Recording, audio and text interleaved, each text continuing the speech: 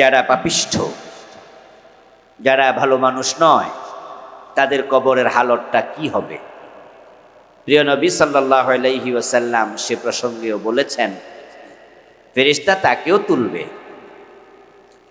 তাকে তোলার পরে প্রশ্ন করবে, মান রাব্বুকা? একই প্রশ্ন। সে সূর্যকে অস্তগামী দেখবে, কিন্তু সে নামাজের জন্য কোনো তাড়া দেখাবে না। কারণ দুনিয়াতেও তো সে নামাজের ব্যাপারে এতটা আগ্রহী উদ্গ্রীব ছিল না। হাসতে খেলতে নামাজ কাজা করে ফেলে এমন মানুষের সংখ্যা সমাজে কম নয়, বরং এ জাতীয় নামাজি ফাঁকিবাজ তাদের সংখ্যাই সমাজে অনেক বেশি। জুমার দিন হয়তো অনেক মুসল্লি আপনারা মসজিদে দেখতে পান, কিন্তু ওয়াক্তিয়া নামাজে কতজন দেখতে পান? আসলে নামাজির পার্সেন্টেজ কত? খুবই কম। আমাদের ডানে বামে তাকালে আমরা দেখতে পাবো অনেকের পরিবারও আছে জুমার দিন নামাজে আসে, কিন্তু বাকি নামাজের আর খবর নাই। এই জাতীয় লোকগুলো তারা তখন বলবে না আমাকে ছেড়ে দাও, আমি নামাজ পড়ি। এটা যখন বলতে পারবে না, কথা বলা শুরু করবে, আল্লাহর পক্ষ থেকে কোনো সহযোগিতা সে আর পাবে না। যেটা আমরা বিগত আলোচনায় বলেছি যে আল্লাহ তাআলা সহযোগিতা করার জন্যই পরীক্ষাটা নেবেন ফেরেশতার প্রশ্নের আগে, সূর্যকে অস্তগামী করে। ও ব্যক্তি যখন সে পরীক্ষায় ফেল করলো, তখন সে আর ফেরেশতার প্রশ্নের জবাব দিতে পারবে না, ব্যর্থ হবে। আল্লাহর হাবিব বলছেন, ফায়াকুলু লা আদরি, হা হা লা আদরি। সে অতটুকু কথা বলতে পারবে, অতটুকু কথা বলার যোগ্যতা আল্লাহ দেবেন, সে উত্তর দেবে আমি জানি না, আমার রব কে এটা আমার জানা নেই। নাউযুবিল্লাহি মিন যালিক। এবার দ্বিতীয় প্রশ্ন, ওয়ামা দীনুকা, তোমার ধর্ম কি ছিল, জীবন ব্যবস্থা কি ছিল? ফায়াকুলু হা হা লা আদরি, সে তখনও জবাব দেবে আমি জানি না। 3 নাম্বার প্রশ্ন হবে, ওমান হাযার রাজুল আল্লাযী বুইসা ফীকুম, উনাকে চেনো নাকি? প্রিয় নবীকে সে দেখবে কিন্তু চিনতে পারবে না, সে বলবে হা হা লা আদরি, আমি জানি না। যখন এরকম করে উত্তর দেবে, ফায়ুনাদি মুনাদিম মিনাস সামা, আকাশ থেকে আওয়াজ আসবে, আল্লাহ তাআলা ডাক দেবেন, ডেকে বলবেন আন কাযাবা, সে মিথ্যু, আন কাযাবা, সে মিথ্যা বলেছে। সে যে বলছে আমি কে, আমার রব জানি না, এগুলো মিথ্যা কথা। তার কাছে মেসেজ পৌঁছেছিল, কিন্তু এই মেসেজ সে নেয়নি, জানবে কেমনে? যোগে যোগে আল্লাহ তাআলার পক্ষ থেকে এই মেসেজ পৌঁছানোর দায়িত্বে আল্লাহ কিছু মানুষকে নিয়োজিত রাখেন। নবীরা এটা করে গেছেন। নবীদের পরে যারা আলেম হয় তারা নবীদের ওয়ারিস হবে। আল উলামা ওয়ারাসাতুল আম্বিয়া, এটা হাদিস। প্রিয় নবীজি বলেছেন যে ওলামাগণ নবীদের ওয়ারিস। এর মানে কি? ওয়ারিস কি পায়? ওয়ারিস তো পায় জমি জামা, ফ্ল্যাট, বাড়ি। কিন্তু আলেমরা যে নবীর ওয়ারিস, তারা কিভাবে ওয়ারিস, কি পাইল তারা? ওয়ারিস হওয়ার পরে এবার প্রিয় নবী ব্যাখ্যা করছেন, লাম ইউয়ারিসু দিনারান ওয়ালা দিরহামা, ইন্নামা ওয়ারাসুল ইলমা। যে নবীরা তাদের পরবর্তী প্রজন্ম ওলামাদেরকে ওয়ারিস বানায়া গেলেন, কিন্তু তাদের জন্য কোনো দিনার দিরহাম রেখে যান নাই, যে আমি কিছু টাকা পয়সা রেখে গেছি পরে আলেমরা ভাগযোগ করে খাবে, এটা না। ইন্নামা ওয়ারাসুল ইলমা, তারা দ্বীনের ইলমের ওয়ারিস বানায়া গেছেন। তারা ইলম পাওয়ার পরে আপনার কাজ কি? বাল্লিগু আন্নী ওয়ালাউ আয়া। এবার আপনিও একজন ওয়ারিস। ইলম যদি আপনি পান, আলেম হওয়ার জন্য আমার মতো বড় কোত্তা গায়ে দিতে হবে এটা নয়। আলেম হওয়ার জন্য ইলম শিখতে হবে। ইলম শিখলে আপনিও আলেম। আমার মতো লম্বা দাড়ি রাখতে হবে এটা না। আপনার দাড়ি ছোট ছোট, অথবা দাড়ি কামাই ফেলছেন, কিন্তু আপনি ইলম শিখেছেন, আপনি দাড়ি ছাড়াই আলেম। আরেকজন লোক নাভি পর্যন্ত লম্বা দাড়ি, ইলম জানে না, তাই বলে কি দাড়ির কারণে সে আলেম হয়ে গেল নাকি? তাহলে ইলমের সাথে সম্পর্ক আলেম হওয়া, সুরতের সাথে না। যদিও বাংলাদেশের সংজ্ঞাটা একটু ভিন্ন আর কি। মানে আমাদের দেশে হইলো আগে বড় কুর্তা টুর্তা মাথায় দিতে হবে, টুপি লাগাইতে হবে, তারপরে এবার তিনি হুজুর। এর এলেম থাকুক আর না থাকুক। অথচ আরব বিশ্বে গেলে, মিশরে গেলে দেখবেন যে বড় বড় শায়েখ পাঞ্জাবি গায়ে দেয় না, টুপি মাথা দেয় না, তারা সাত গায়ে দিয়ে শায়েখ। আমরা এটাকে অ্যাপ্রিসিয়েট করি না, আমরা বলি না যে এটা আপনিও করেন, বরং বড় জামা রাসূল নিজে গায়ে দিয়েছেন, টুপিও মাথায় দিয়েছেন, আমরা সেদিকে অ্যাপ্রিসিয়েট করব, সেদিকে এনকারেজ করব। কিন্তু আমাদের দেশে ভুল বুঝ ঢুকে গেছে। এলেমের কারণে আলেম হয়, সুরতের কারণে না, পোশাকের কারণে না। এখন আমাদের বাংলাদেশি ইসলামটাই হয়ে গেছে পোশাকি ইসলাম। এজন্য এখানে পোশাকটাকে বেশি হাইলাইটস করা হয়।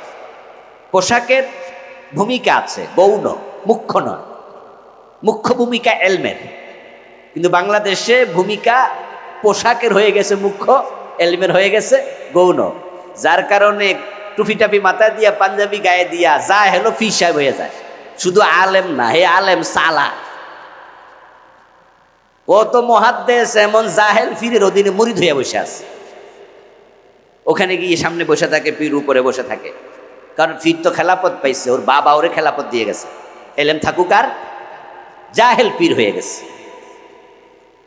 পোশাক ইসলাম প্রকৃত ইসলাম নয়, অরিজিন বুঝতে হবে।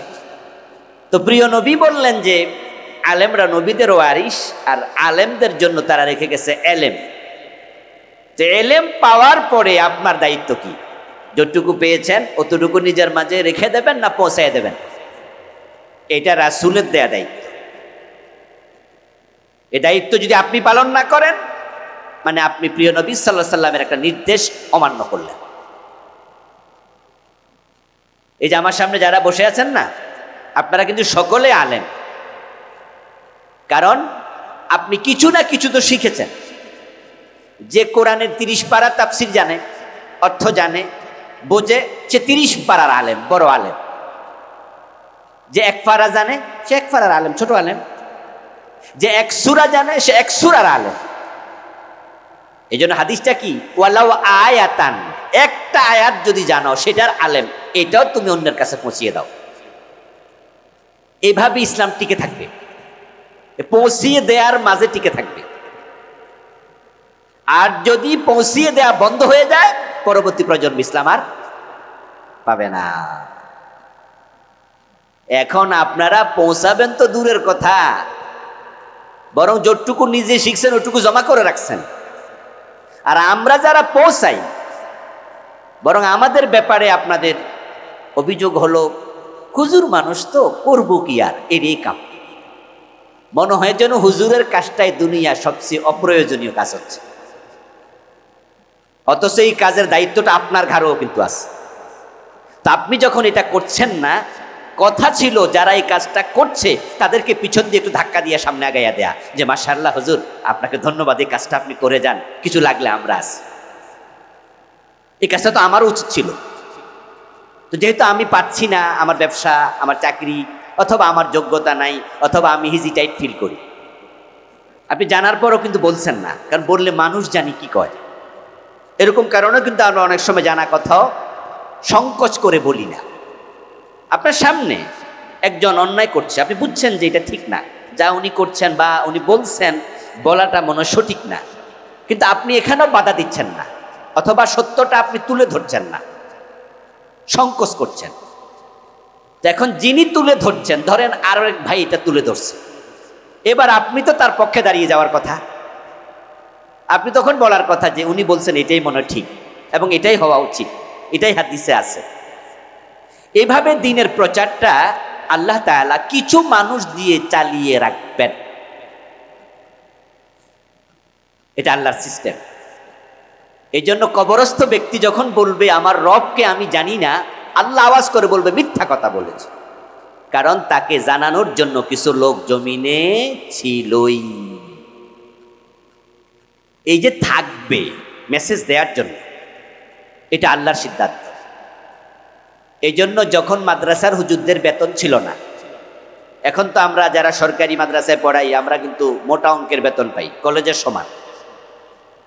কিন্তু আজ থেকে 30-50 বছর পিছনে যান, হুজুরদের বেতনই ছিল না।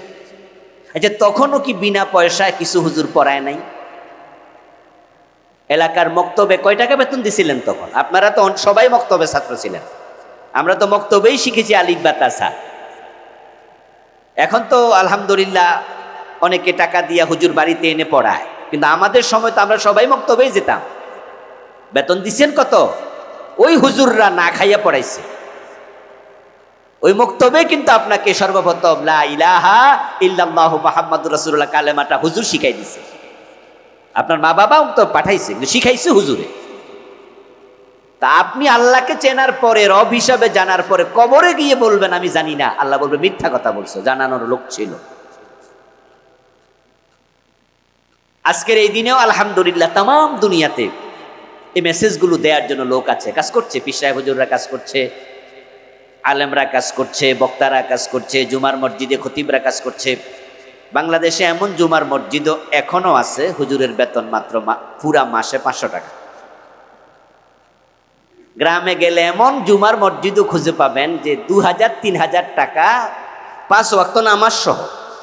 শুধু নামাজে না, হুজুর আবার আজানও দেয়া লাগে মাঝে মাঝে, মুয়াজ্জিন না, কারণ মুয়াজ্জিন নির্ধারিত নাই, কোনো একজন আজান দিয়ে দেয়, ইমাম আজান দেয়, ইমাম নামাজ পড়ায়, ইমাম জুমা পড়ায়, মাঝে মাঝে মসজিদও ঝাড়ু দেয়, এমন মসজিদও আছে। প্রশ্ন হলো বেতন দিচ্ছে কত? 2000-3000। খোঁজ নিয়ে দেখেন, তাও আবার 6 মাস বাকি। আচ্ছা, এত দিনহীন ভাবে কষ্ট করে চলার পরেও কি এই লোকগুলো জুমার খুতবা বন্ধ করে দিছে? না। কিছু লোকের অন্তরে আল্লাহ প্রেরণা দিয়েই রাখবেন কিয়ামত পর্যন্ত। ওরা খাইয়া না খাইয়া এই মেসেজগুলো মানুষকে দিতেই থাকবে। এই যে তাবলিগ জামাতের কাজ তাম পৃথিবীতে পৌঁছে, ইসরায়েলের মতো দেশও তাবলিগের কাজ আছে। তাবলিগের সকল পয়েন্টে আপনি একমত না হন, এটা আপনার ব্যাপার। সকল পয়েন্টে একমত হওয়া জরুরি না, ভিন্ন কথা আপনার থাকতেই পারে। কিন্তু তারা যে কালেমার দাওয়াত দিচ্ছে, এটা কি ভুল কালেমা? ইসরায়েলে চলে যাচ্ছে। পৃথিবীর কোন দেশ আছে যেখানে তাবলিগের দাওয়াত নেই? তিব্বত পর্যন্ত তাবলিগের দাওয়াত আছে, নিষিদ্ধ দেশে পর্যন্ত। ওই যে যেন কেউ বলতে না পারে কবরে থাইকা যে আমি তো জানি না রবকে। এই জন্য আল্লাহ মেসেজটা কারো না কারো মাধ্যমে পৌঁছিয়ে দেবেন। এখন গ্রহণ করেননি তাই আপনি বলবেন যে আমার রবকে জানি না, দিন কি জানি না, নবী চিনি না, মুহাম্মাদুর রাসূলুল্লাহ সাল্লাল্লাহু আলাইহি ওয়াসাল্লাম উনাকে চিনে না, দুনিয়া কে আছে এই নাম শোনেনি, আজকে উনি বললা আমি জানি না। অপপ্রচার ও প্রচার। এমন কিছু মানুষ আছে যাদের কাছে নবী মুহাম্মাদের মেসেজ আমরা দিতে পারিনি। তাবলিগ জামাতও পৌঁছেনি, কোনো পীর সাহেবের দাওয়াত যায়নি, কোনো আলেম বলেনি। ওই নবী মুহাম্মাদের কুশপুত্তলিকা বানাইয়া ফ্রান্সে দাহ করছে, জ্বালাইছে। তারপরে রাসূলুল্লাহ সাল্লাল্লাহু আলাইহি ওয়াসাল্লামের মাথার মাঝে পাগড়ি বসাইয়া এর মাথার উপর একটা বোমা দিছে, দিয়ে কি লিখলো? টেরোরিস্ট মোহাম্মদ, নাউজুবিল্লাহ, সন্ত্রাসী মোহাম্মদ। সুইডিশ পত্রিকা। এতে করে কি হলো? ওই দেশের মুসলিম অন্য দেশের মুসলিমরা বিক্ষুব্ধ হলো যে আমার নবীর কুশপুত্তলিকা দাহ করলা, এত বড় সাহস! আমার নবীর মাথার মাঝে তুমি বোমা দিয়া টেরোরিস্ট লিখলা, এত বড় সাহস! কিছু লোক মিছিল করলো, মিটিং করলো, জাতিসংঘে ভাষণ দিল, জাতিসংঘের সামনে মিছিল করলো। কিছু নাস্তিক আছে যারা এতটাই দুনিয়ামুখী, ধর্মের ব্যাপারে কোনোদিন খবরও রাখে না, কিন্তু খবরের মাঝে তারা দেখে যে মুহাম্মদকে নিয়ে এত কথা কেন, হুইজ মুহাম্মদ? তাহলে যারা কুশপুত্তলিকা পড়াইয়া নবী মুহাম্মদকে শেষ করতে চাইলো, যারা মাথায় বোমা দিয়া টেরোরিস্ট বানাতে চাইলো, ওদের এই কারণে, অপপ্রচারের কারণে নামটা নাস্তিকের কাছে পৌঁছে গেল। অপপ্রচারও প্রচার হয়। আল্লাহ তাআলা কোনো না কোনো মিডিয়াতে এই মেসেজগুলো মানুষের কান পর্যন্ত পৌঁছাবেন। এবার যদি লোকটা বলে আমি মুহাম্মদকে চিনি না, কথাটা কি আর সত্য হলো? আল্লাহ বলবে মিথ্যা বলছে। ফাফরিশুহু মিনান নার ওয়ালবিসুহু মিনান নার ওয়াফতাহু লাহু বাবান ইলান নার। তারপর আল্লাহ তাআলা ফেরেশতাদেরকে বলবেন তাকে জাহান্নামের আগুনের তৈরি পোশাক পরাইয়া দাও। নাউজুবিল্লাহ। তার কবরের মাঝে জাহান্নামের বিছানা বিছায়া দাও, তার কবরের সাথে জাহান্নামের দিকে দরজা খুলে দাও।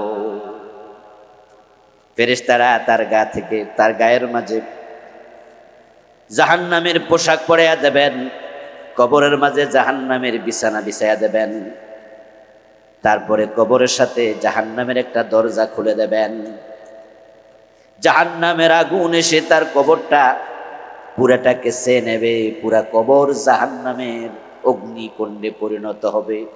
তাই তো রাসূলুল্লাহ সাল্লাল্লাহু আলাইহি ওয়াসাল্লাম বলেছেন, ইন্না হাযাল কবর রাউদাতুম মিন রিয়াজিল জান্নাতি আও হুফরাতুম মিন হুফারিন নার।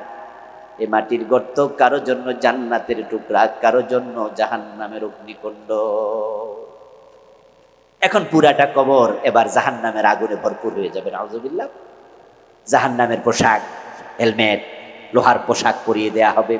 আগুনের মাঝে যদি আবার লোহার পোশাক জাহান্নামের হয়, এটা তো আরো জ্বলতে থাকবে। ওয়ায়ুদাইয়াকু আলাইহি আমা ওয়াসাম মাহু মিজরাবাতুম মিন হাদিদ।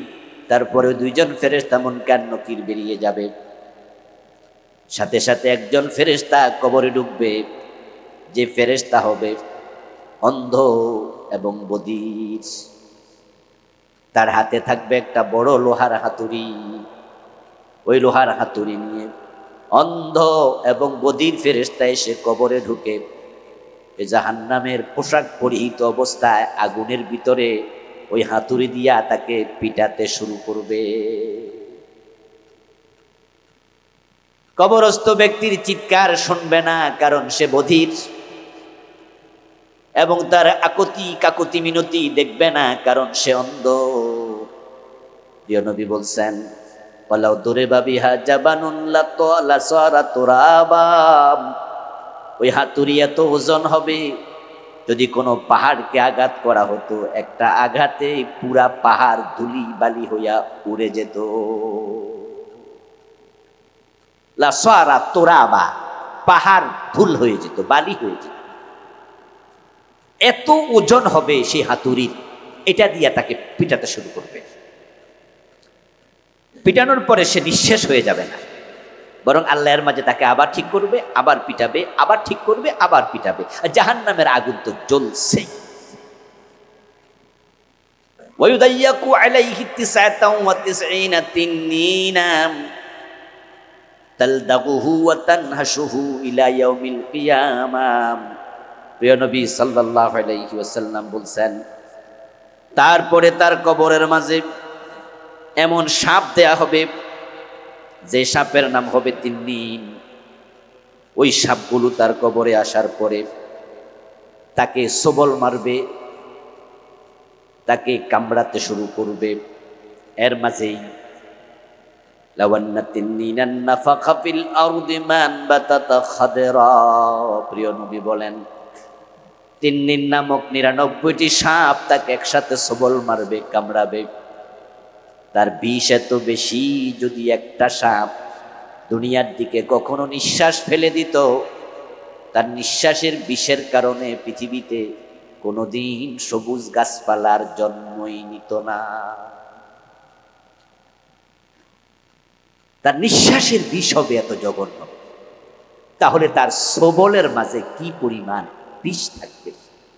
এই সাপগুলো তাকে তানহাশুহু ওয়া তালদুগুহু ইলা ইয়াউমিল কিয়ামা। এই শাস্তি যেমন কিয়ামত পর্যন্ত চলবে, সবল মারতে থাকবে কিয়ামত পর্যন্ত। আল্লাহর হাবিব বলছেন, এখানে শাস্তি শেষ নয়। হাত্তা তাখতালিফা আদলাউহু। কবর দেওয়ার পরে কবরের দুই পাশের মাটি তাকে চাপা মারবে, এমন জোরে চাপা দেবে এ পাজরের হাড্ডি ওই পাজরের হাড্ডির সাথে মিশে যাবে। এই জন্য প্রিয় নবীজি সাল্লাল্লাহু আলাইহি সাল্লাম বলেছেন যে আমি কবরের মতো মারাত্মক কোন জায়গা কোথাও দেখি নাই। মা রাআইতু মানজারান কাত্তু ইল্লা ওয়াল কবরু আফজাউ মিনহু। কবরের শাস্তি কত রকমের হতে পারে যেটা কল্পনাতীত। কবরে তো মারাত্মক এক জায়গার নাম যেটা আপনার আমলের সাথে পরিপূর্ণ রিলেটেড, যেটা আমরা বলেছি। আমলের বাহিরে কবর কিছুই বুঝবে না। প্রিয় নবীজির বিখ্যাত একজন সাহাবী কবরের একটি ঘটনা রাসূল নিজে বললেন। নাম ছিল তার জাবের, বললাম সাদ বিন মুআজ, রাবির নাম জাবের। হযরত জাবের বলতেছেন যে আমরা সাদ বিন মুআজের ইন্তেকালের পরে রাসূলের সাথে তার জানাজার নামাজ পড়লাম। প্রিয় নবীজি সাল্লাল্লাহু আলাইহি সাল্লামের কাছে জিবরিল আমিন এসে সাদ বিন মুআজের ইন্তেকালের পরে বললেন, ইয়া রাসূলুল্লাহ, হাযা সাআদুন তাহাররাকা লাহুল আরশ। আপনার সাহাবী সাদ বিন মুআজ উনি ইন্তেকাল করার সাথে সাথে আরশে আজিম কেঁপে উঠেছে। তাহাররাকা লাহুল আরশ, তার মৃত্যুতে আরশ কেঁপেছে। প্রিয় নবীজিকে জিবরিল জানালেন। সাদ বিন মুআজ রাদিয়াল্লাহু তাআলা আনহুর জানাজার নামাজ পড়তে রাসূল গেলেন। জাবের বলেন আমরাও গেলাম। আল্লাহর হাবিব জানাজার নামাজ শেষ করলেন, করে এবার বলছেন শাহিদাহু সাবউনা আলফাম মিনাল মালাইকা। আমার সাদের জানাজার নামাজ পড়ার জন্য আকাশ থেকে 70,000 ফেরেশতা এসেছে। ফুতিহাত লাহু আবওয়াবুস সামা, আল্লাহ আসমানের দরজা খুলে দিছে ফেরেশতা নামার জন্য। 70,000 ফেরেশতা নেমেছে উনার জানাজা পড়ার জন্য। কত বড় সাহাবী! উনি ছিলেন মদিনার লোক, আনসারী, এবং মদিনার তিনি গোত্রপতি, লিডার ছিলেন। রাসূলের অত্যন্ত আস্থাভাজন প্রিয় সাহাবী, জলিল কদর সাহাবী। জানাজার নামাজ হলো। সাদ বিন মুআজ রাদিয়াল্লাহু তাআলা আনহুকে কবরস্থ করা হলো। আল্লাহর হাবিবের একটি অভ্যাস ছিল, তিনি কাউকে কবর দেওয়ার পরে তাড়াহুড়ো করে চলে যেতেন না। আমাদের উল্টার, আমরা তো কবর দিয়ে দৌড় মারি, অনেকেই মুনাজাত আপনার দাফন পর্যন্ত থাকে না। হায়রে দুনিয়া! জানাজার নামাজ পড়ছে, তাড়াহুড়ো করে মাটি দিয়া চলে যাচ্ছে। ওর কি খবর, আর এগুলো দরকারও নেই। ব্যস্ততা, সুবহানাল্লাহ। আপনার আমার ক্ষেত্রে তাই হবে, আপনজনেরাই কবরস্থ করে চলে যাবে তাড়াহুড়ো করে। যাক, বাঁচলাম, বোঝা যেন সরে গেল আর। রাসূলুল্লাহ সুন্নাহ ছিল তিনি কবরের পাশে দাঁড়ায় থাকতেন। ওয়াকাফা আলাল কবর ওয়া ক্বালা লিআসহাবিহি ইস্তাগফিরু লাহু ওয়াসালু লাহু আত-তাসবীত ফাইন্নাহু লান ইউসআল। তো প্রিয় নবী কবরের পাশে দাঁড়াতেন, তারপরে তিনি সঙ্গীদেরকে বলতেন, এ আমার সঙ্গীরা, তোমাদের ভাইয়ের জন্য আল্লাহর কাছে ক্ষমা চাও, ইস্তেগফার করো, বলো আল্লাহ কবরস্থ কত গুনাহ করছে, এখন তো সে আর ক্ষমা চাওয়ার তার কোনো যোগ্যতা নাই, সুযোগও নাই। আমরা তার পক্ষ থেকে তোমার কাছে ক্ষমা চাই, তুমি তাকে মাফ করে দাও। ইস্তেগফার, এটা করো তোমরা। তারপরে ওয়াসালু লাহু তাসবীতা, আল্লাহ তাআলার কাছে তার জন্য ঈমানের উপরে অটল অবিচল থাকার জন্য সাহায্য চাও। বলো আল্লাহকে, আল্লাহ এখন তো তাকে প্রশ্ন করা হবে, ফাইন্নাহু লান ইউসালু, তাকে প্রশ্ন করা হবে মান রাব্বুকা ওয়া মা দীনুকা। এই প্রশ্নের জবাব দেওয়ার ব্যবস্থা আল্লাহ তুমি নিজে করে দাও, এই দোয়াটা করতে থাকো।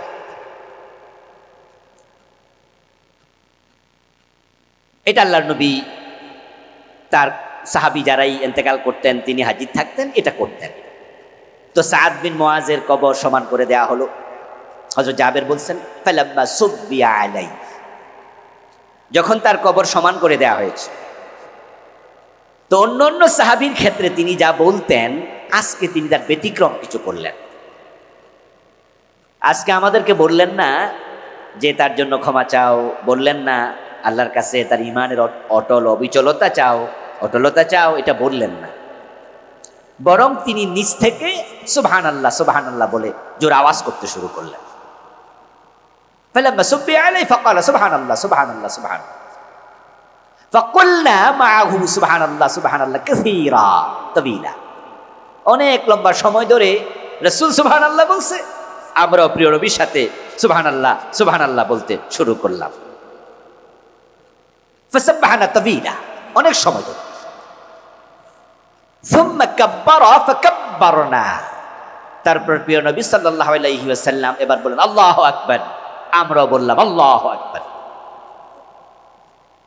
পরক্ষণে কোন একজন সাহাবী প্রিয় নবী সাল্লাল্লাহু আলাইহি সাল্লামের কাছে জানতে চাইলেন, ইয়া রাসূলুল্লাহ লিমা সাব্বাহতা ওয়া কাব্বারতা, আপনার সাথে তো আমরা কত মানুষের দাফনে অংশগ্রহণ করেছি, কিন্তু এভাবে সুবহানাল্লাহ বলতে শুনিনি, তাকবীর দিতেও শুনিনি, আজকে আপনি এটা কেন করলেন?